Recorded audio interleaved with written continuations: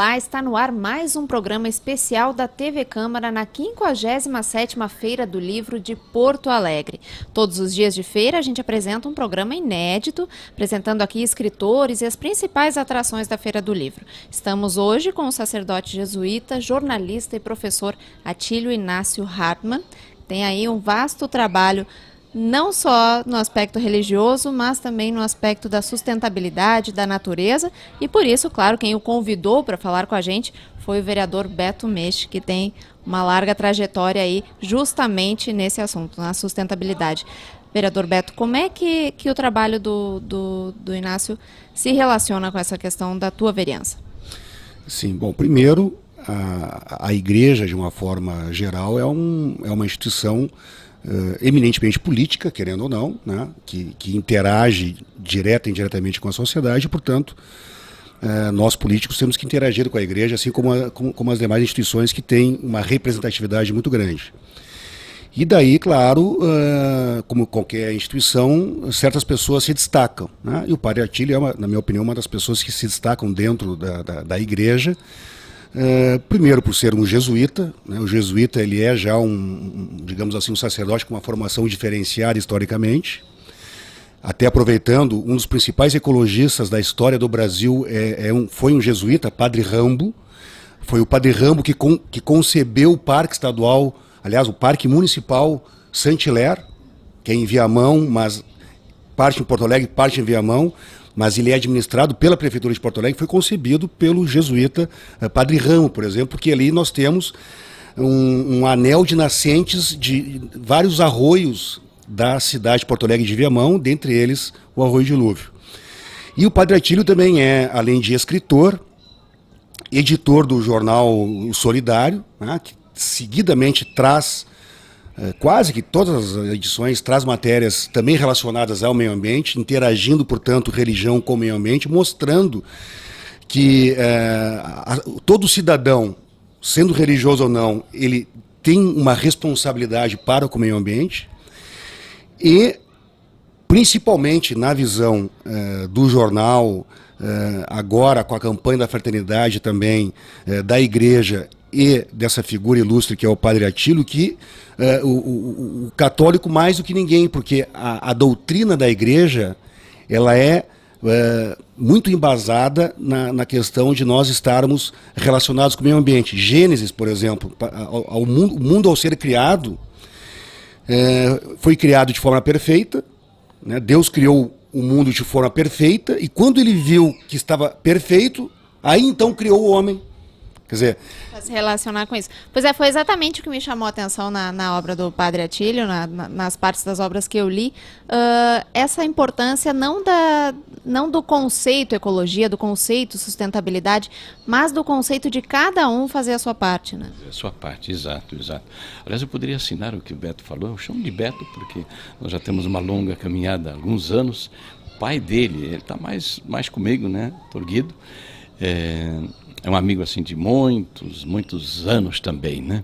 Mas sabe, eu acho que nós praticamos ecologia, nós praticamos meio ambiente, sim. É uma prática, deve se tornar uma cultura, e eu acho que Beto vem dando uma contribuição muito importante nesse sentido, para que a natureza se torne algo inculturado em nós, que a gente ame a natureza. Lá em casa, quando eu digo, na livraria Padre Reus, né, aí na Duque de Caxias, o Beto, agora tem jabuticaba madura, sabe? Eu coloquei ali, é a única jabuticabeira que tem luz e água próprias. A natureza, você tem que conversar com ela. Eu falo com a jabuticabeira, né? Se alguém me ouvisse, às vezes assim, diz, bom, isso aqui está pronto para uma clínica Pinel. Mas aí eu me inspiro também para escrever algumas coisas que a gente escreve. E agora é época, então a jabuticaba está madura num pátio onde ela está solitária, reinando solitária. Mas é também um símbolo, porque eu acho que nós trabalhamos com símbolos, nós somos eminentemente simbólicos também. Certo, falaste em conversar, né? Tu és também... Tem daí um doutorado em comunicação social, né? Qual a importância da comunicação hoje, aí eu falo de grande mídia, né? De mídia massiva, para espalhar esses conceitos? Como é que a gente está lidando com isso? Então, acho que a mídia, esse é eu digo mais do que um papel, é uma missão da mídia contribuir para que, veja a capa do livro, é um livro conceitual, né? Beto, não sei se você reparou, né? Aqui você tem a vida destroçada, né?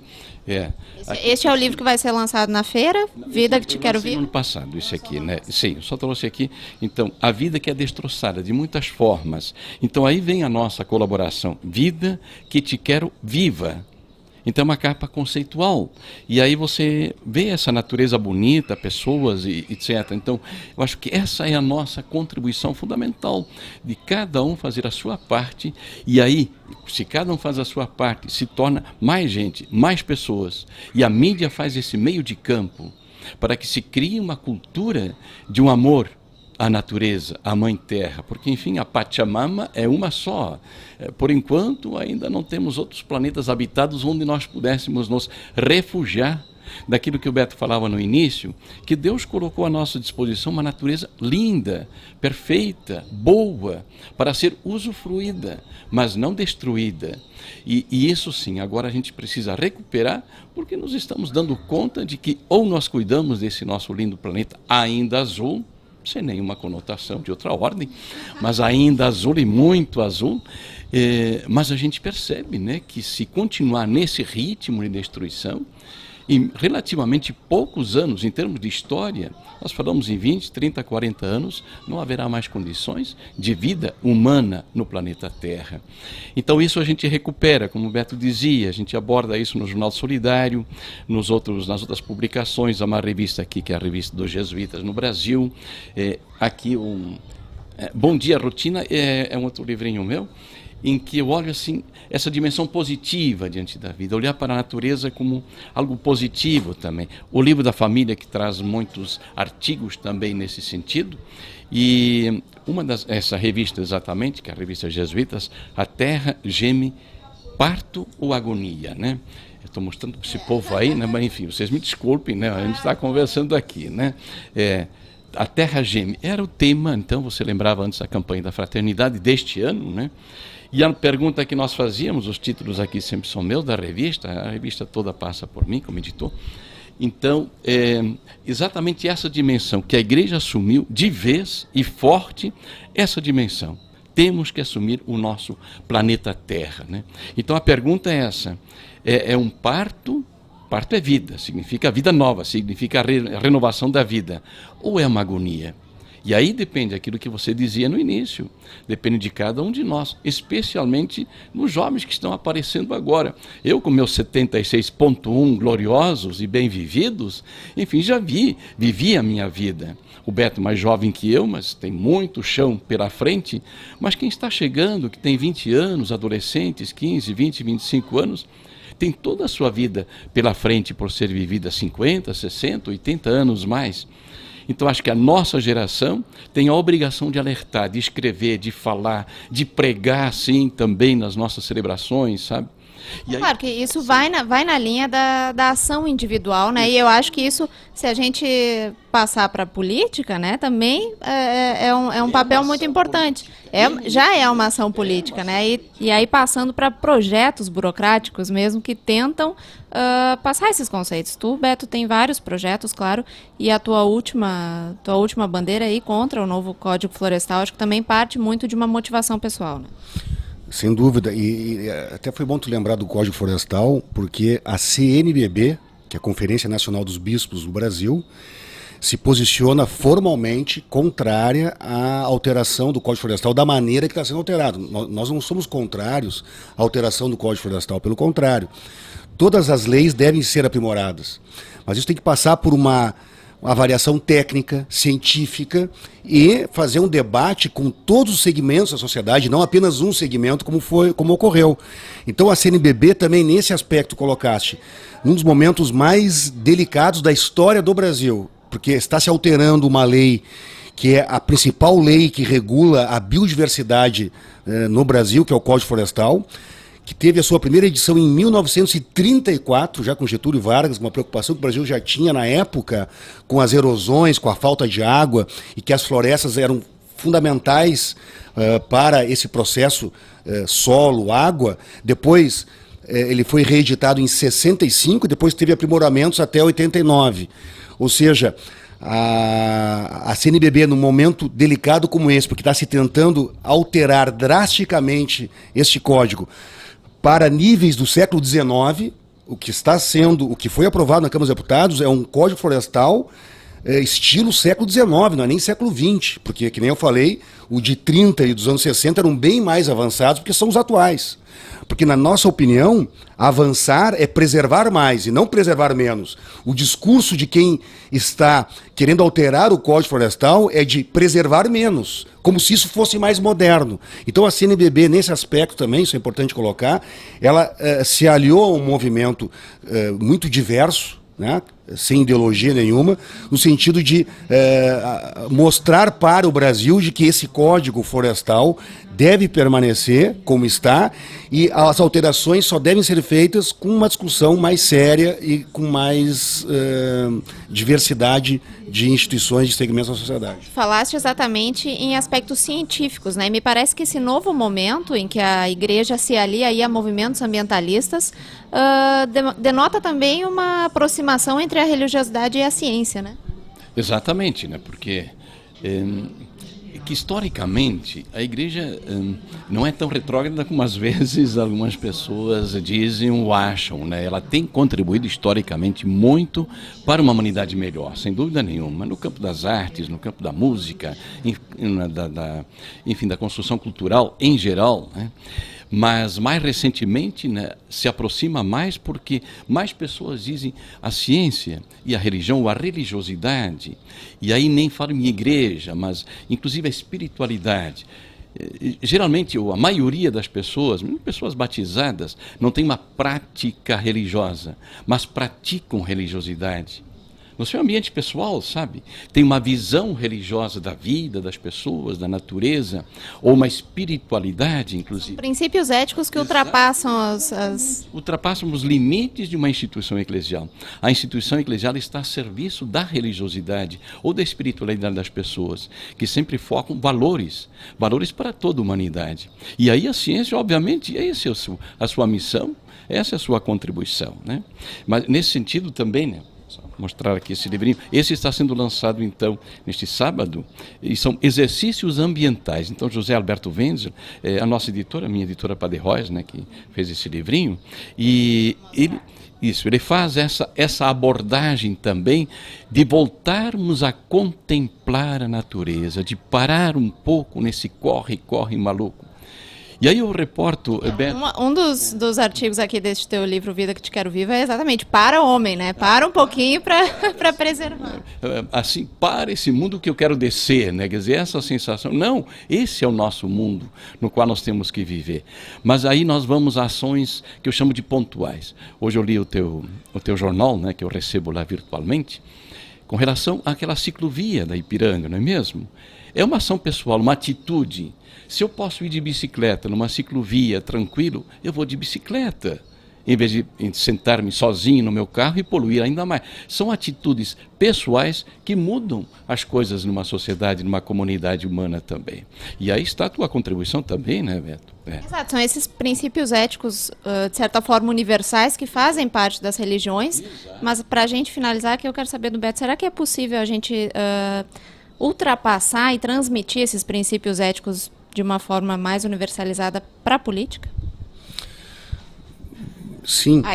Não, mas na realidade, o que na realidade é um político? O político, ele deve ser, tem que ser, é uma arte do bem comum. Isso é da doutrina social da igreja, inclusive, né? A ciência do bem comum, isso é um conceito de política da doutrina social da igreja. A gente sabe que, no fundo, a proposta da política é essa, mas eu digo em termos práticos, como o nosso país hoje passando por mudanças profundas e a política, a própria, em termos de instituição, aí colocada em xeque, né? Como é que a gente pode transformar isso? Não, perfeito. Então, aí, o que está acontecendo? Primeiro, nós somos um país democraticamente muito novo. Nós somos nenéis, né? Estamos engatinhando a democracia. Então, a nossa democracia não é madura ainda, né? Então, ela começa a apresentar, como não poderia ser diferente, problemas até muito graves. essa indignação, essa revolta da sociedade já é um sinal de amadurecimento da própria democracia. Porque o que não se pode fazer é a acomodação. Nós não podemos nos acomodar. Mas também não podemos só reclamar e protestar. Temos que protestar, mostrar a indignação, né? Fazer com que as pessoas que estão agindo de forma incorreta, que não é só a classe política, não é só o parlamento, não é só o executivo, é também parte do judiciário, é uma parte do legislativo, é uma parte do executivo, é uma parte do judiciário e uma parte de toda a sociedade, é uma parte da igreja. A igreja também é feita de homens e de mulheres, e vão ter padres ou freiras que eventualmente erram e erram muito. Então é isso que nós temos que entender. As instituições são importantes, mas como todas as instituições, elas são feitas de pessoas. Então nós temos que valorizar as instituições, jamais imaginar que não se possa ter parlamento, jamais pensar que não se possa ter imprensa, porque também tem jornalistas que erram. Jamais imaginar que não deva ter igreja, porque, enfim, houve erros, porque são feitas de homens. Nós temos que entender que essas instituições são importantes e quem vai moldar as instituições é a própria sociedade. Então, para a gente terminar, eu quero um recado final aí de um padre, jornalista, professor, para que cada pessoa se torne um pouquinho melhor e faça das instituições melhores. Exato. Bom, desde o meu canto, né, meu canto de jornalista, de comunicador, professor universitário, minha universidade é a Unicino, de São Leopoldo, como jesuíta, né? Mas principalmente como pessoa eu me sinto profundamente comprometido, por isso eu dava alguns exemplos muito práticos, bem na frente do meu quarto, de Solteirão Alegre, dentro do corredor tem um ninho de pintacilgo. Ele fez o seu ninho lá. O que eu fui fazer, querido? O que eu fui fazer? Porque ele colocou numa lâmpada, né? Lá dentro ele fez o seu ninho. Eu fui e desatarrachei aquela lâmpada, porque acendendo e apagando a luz, iria prejudicar, sabe, a gestação de novas vidas, de passarinhos tão simples, desse tamanho, sabe? Então acho que, como pessoa, eu assumo plenamente essa dimensão e como jornalista também nos espaços que a gente tem. E eu acho que é isso que você dizia antes também, que contribuindo, cada um fazendo a sua parte, nós vamos ter um mundo mais bonito para a gente viver. Eu com alguns anos a menos, você com pelo menos uns 90 anos a mais, né? Tá certo. Muito obrigada, Padre Atílio, obrigada também, vereador Beto, pela presença de vocês aqui na TV Câmara. TV Câmara com programação especial direto da 57ª Feira do Livro de Porto Alegre. E agora a gente vai ver como foi um bate-papo sobre literatura de cordel e cultura popular.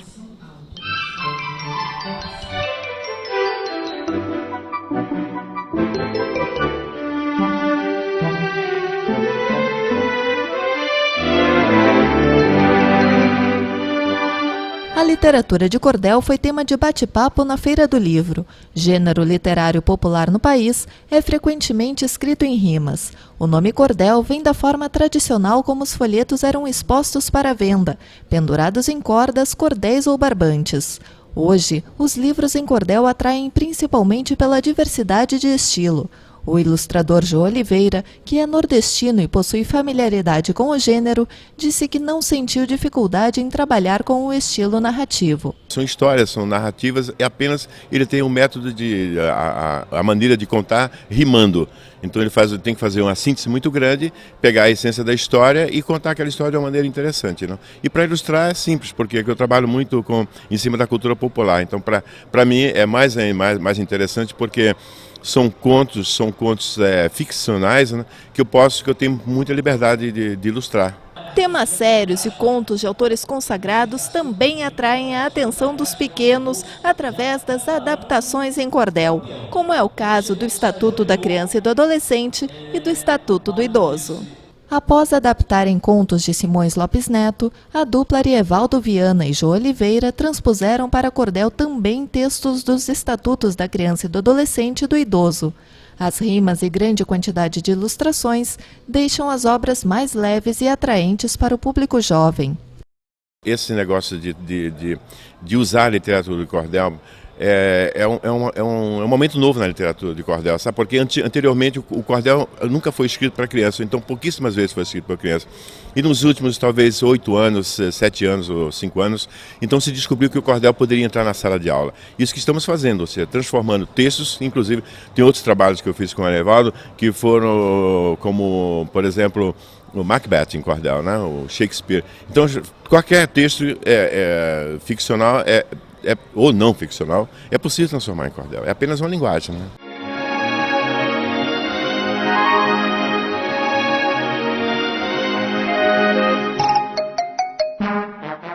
Voltamos com a programação especial da TV Câmara na 57ª Feira do Livro de Porto Alegre. Voltamos para apresentar mais um escritor, Antônio Augusto Maier dos Santos, que também é cidadão honorário, emérito de Porto Alegre.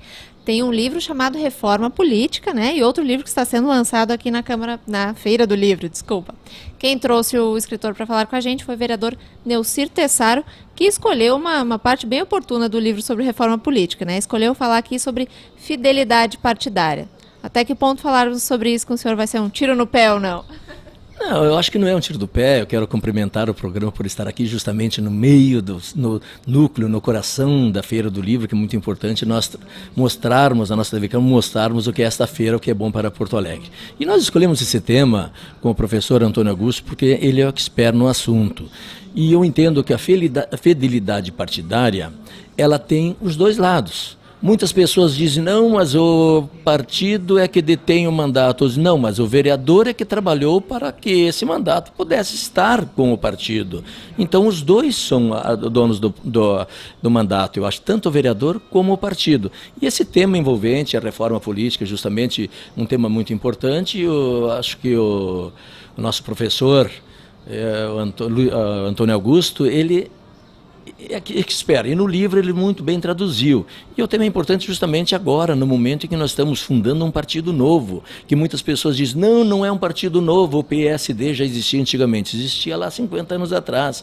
É um partido novo porque ele se formou pós-ditadura, ele se formou e se instalou e teve a sua base agora, no mês de outubro, em todos os estados brasileiros. Então eu entendo que é um partido novo. Quando a gente funda um partido, foge da infidelidade partidária. É um tema em discussão, é um tema jurídico e é um tema que eu achei por oportuno a gente trazer para debater com quem entende do assunto, e por isso eu convidei aqui o nosso grande professor, que possa fazer com que todo o público saia ganhando fazendo com isso. Pois é, Antônio, a fidelidade partidária é um dos temas do seu livro que é bem polêmico, né? E que também é alvo de muito preconceito, ou preconceito, vamos colocar assim, pela população, né?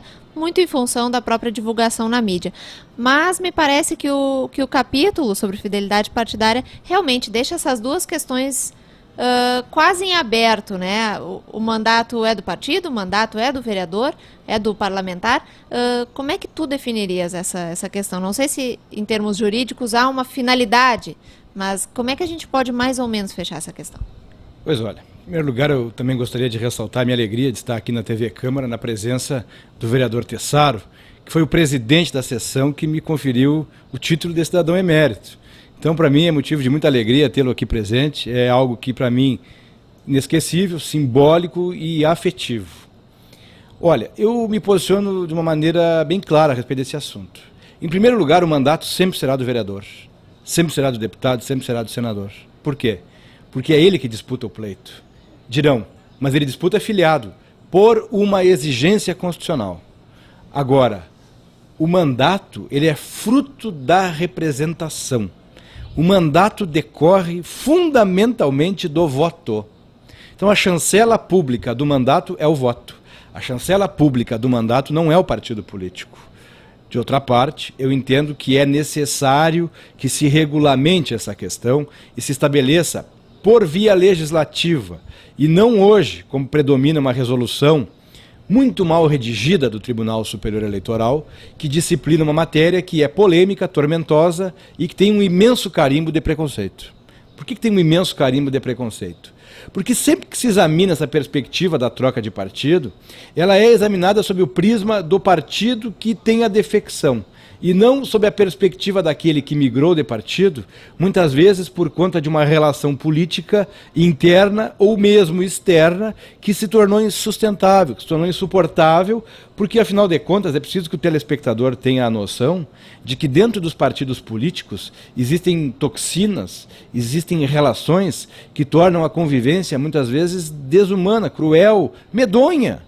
Porque os espaços políticos ficam ocupados, os espaços partidários ficam ocupados. Ora, diante de uma relação com esta tensão, com esta possibilidade iminente de ruptura, é preciso que se estabeleça uma regra que permita, por exemplo, que um fato social relevante justifique uma troca de partido. Nós temos, é verdade agora, a criação do Partido Social Democrático, que é o PSD, que é uma novidade em termos de estrutura partidária no Brasil. O partido nasceu forte, com uma bancada congressual no Senado e na Câmara muito representativa, com segmentos de alta expressão política, econômica e social na sua envergadura, e que teve o resultado prático como a sua distribuição nos estados e, consequentemente, nos municípios. Ora, uma das exceções às cassações de mandato está justamente no fato daqueles parlamentares que organizam e pactuam a criação de um novo partido político. Seria ilógico, seria absolutamente incompreensível que pessoas que detêm mandatos não pudessem participar da criação de um partido e corressem o risco de serem cassados ou eliminados da sua representação por conta disso. Agora, uma questão que tu citas no livro é que em todo mundo os parlamentares mudam de partido, mas que isso não acontece com tanta frequência como acontece no Brasil. Por que isso? Tu citas alguns dados bem impressionantes, né? Por exemplo, entre 2013 e 2006, dos 618 deputados, 1 em cada 3 havia trocado de partido já, né, nesses 3 anos. São dados altíssimos, né? A que se deve esse troca-troca no Brasil? Muitas vezes por conta da inconsistência dos partidos políticos com relação àquilo que escrevem nos seus estatutos e aquilo que na prática se revela na Câmara, na Assembleia e no Congresso, muitas vezes descompassado. Agora, também é preciso levar em conta este dado. É um dado que traduzia a realidade do país até 2007, com o advento da resolução 22.610 do TSE, que disciplinou essa questão. Estatisticamente também é possível comprovar, e isso não é muito difícil, que as maiores migrações ocorrem de São Paulo para cima. Na região sul, o Rio Grande do Sul é o estado que tem o maior número de resistência a trocas de partido. Quando elas ocorrem, elas têm uma justificação, uma justificativa, um elemento nuclear que é, na grande maioria das vezes, convincente. Então, esses dados são estarrecedores porque nas regiões do Norte e Nordeste, por conta da escassez da renovação dos mandatos, das lideranças partidárias, das cúpulas partidárias, das atividades partidárias, a troca era muito frequente, era quase uma promiscuidade, em razão da facilidade impune da troca. Hoje, por conta da relação disciplinada pelo Tribunal Superior Eleitoral, há verdadeiramente um temor por conta das trocas de partido. E vou mais. Também referi no livro que o ativismo judiciário do TSE e do Supremo muitas vezes é benéfico e favorável, porque ele elucida um aspecto que o Legislativo Federal não toma a iniciativa de colocar em pratos limpos, ou seja, discutir um sistema racional de fidelização partidária. Portanto, eu me filio àquela corrente que examina com bons olhos a troca de partido. Eu não vejo isso como um pecado, não examino isso com uma perspectiva que possa muitas vezes tornar uma troca de partido punível com a pena extrema da democracia, que é a cassação de mandato. Quando há uma situação que envolve o fisiologismo, quando há necessariamente um elemento de má-fé, ou quando há um erro de procedimento por parte daquele que troca, aí sim, aí se examina a perspectiva até mesmo sob a ótica da cassação. Mas, do ponto de vista da estrutura normativa no Brasil, a resolução vigente hoje, ela não tem, digamos assim, aquele colorido que possa beneficiar o cidadão, que é o representado pelo mandatário. Agora, vereador, tu que trocaste de partido recentemente, e o próprio professor aqui citou a questão de como o PSD nasceu forte, né? Agora, muitas pessoas acusam o PSD de ser um partido sem ideologia ou sem uma identidade em si. E o que o professor falava aqui é que no Rio Grande do Sul é muito importante que os parlamentares tenham essa identidade. Eles só trocam de partido quando realmente há uma identidade com uma outra ideologia. Como é que o senhor se posiciona nessa questão? Eu fico tranquilo nessa posição porque eu entendo que não se pode grenalizar uma situação. Ou é gremista ou é colorado, ou é chimango ou maragato. Aqui no Rio Grande do Sul é assim que sempre se faz. Ou é direita ou é esquerda. E nós já vínhamos pensando justamente nesse problema partidário.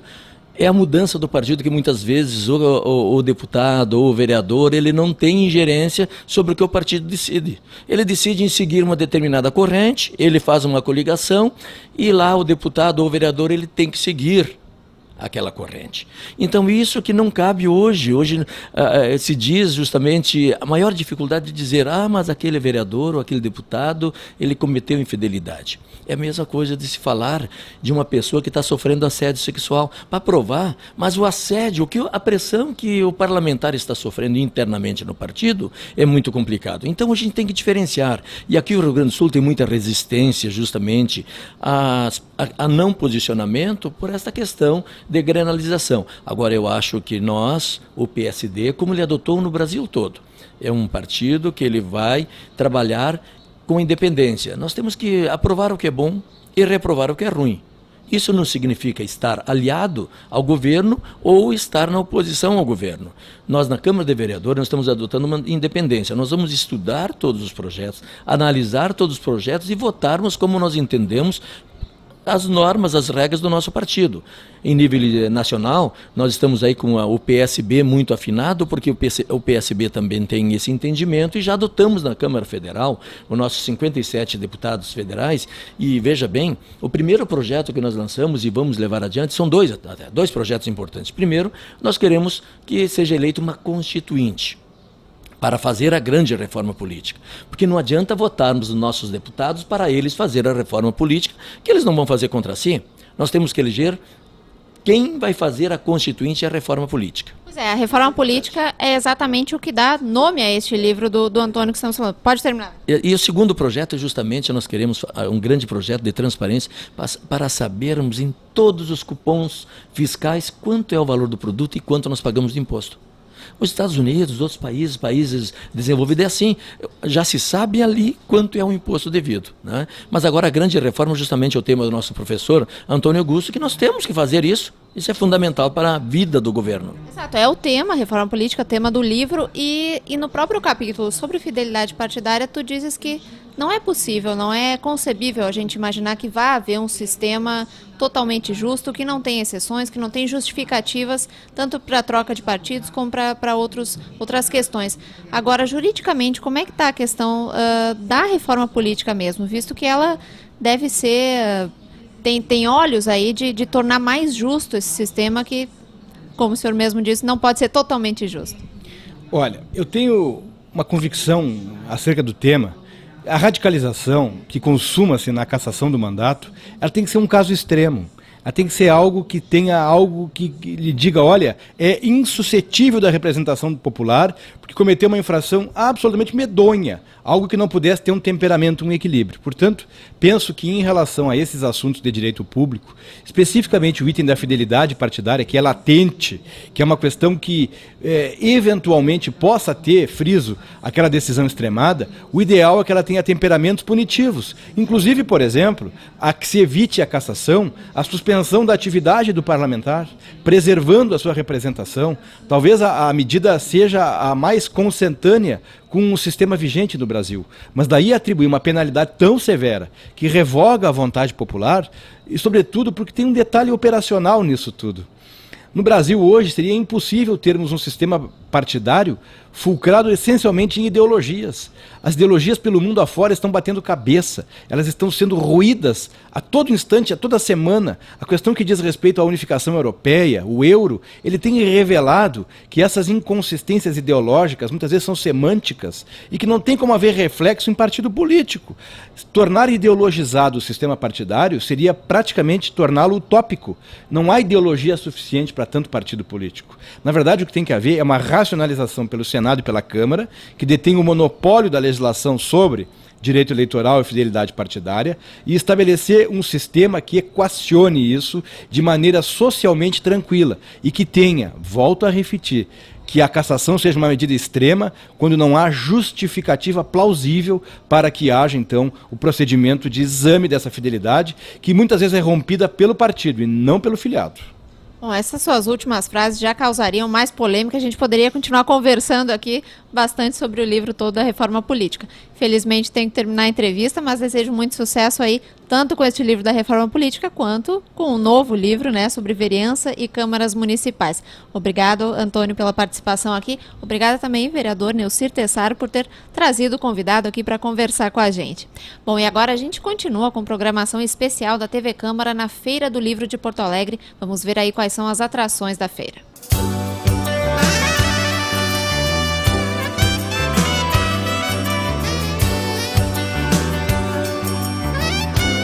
O que existe e o que tem que ser feito na construção de políticas culturais? Este foi o tema do encontro sobre o Sistema Nacional de Cultura realizado na Sala dos Jacarandás, no Memorial do Rio Grande do Sul. No debate, discutiu-se as ações realizadas pelo Estado e município para incentivar o setor. O Plano Nacional de Cultura, que visa a valorização da cultura popular, foi um dos temas abordados no encontro. O plano abrange todas as áreas da cultura e vai reconhecer a diversidade e pluralidade de manifestações presentes no país. O que tem de diferencial, que é o que a gente chama atenção, é justamente a questão da diversidade cultural reconhecida por um marco regulatório, onde a própria manifestação popular venha a ser cultura. Pessoas do Brasil inteiro vão participar da elaboração das metas do plano. Até o momento, já estão previstas 48 ações. O próximo passo é fazer um reconhecimento de todo o território nacional. Está previsto fazer um mapeamento de todas as manifestações de cultura, não só cultura popular, mas de todas as manifestações de cultura do país, para servir então como um referencial para os planejamentos. E isso em nível federal, estadual e municipal, eu sempre friso isso. De acordo com os palestrantes, o Plano Nacional de Cultura representa um marco no reconhecimento das manifestações populares e da cultura como um todo. Todas as manifestações culturais, sejam elas as tradicionais, né, como a gente diria de dança, música, teatro, como as próprias manifestações, os saberes, né, das comunidades também ribeirinhas, das comunidades tradicionais, dos imigrantes, né, dos povos imigrantes, que têm também a sua cultura. Então, todo esse reconhecimento está sendo contemplado nesse novo Sistema Nacional de Cultura. Há uma mobilização nacional de preocupação para o desenvolvimento da cultura, porque se sabe que se não houver cultura, não há desenvolvimento.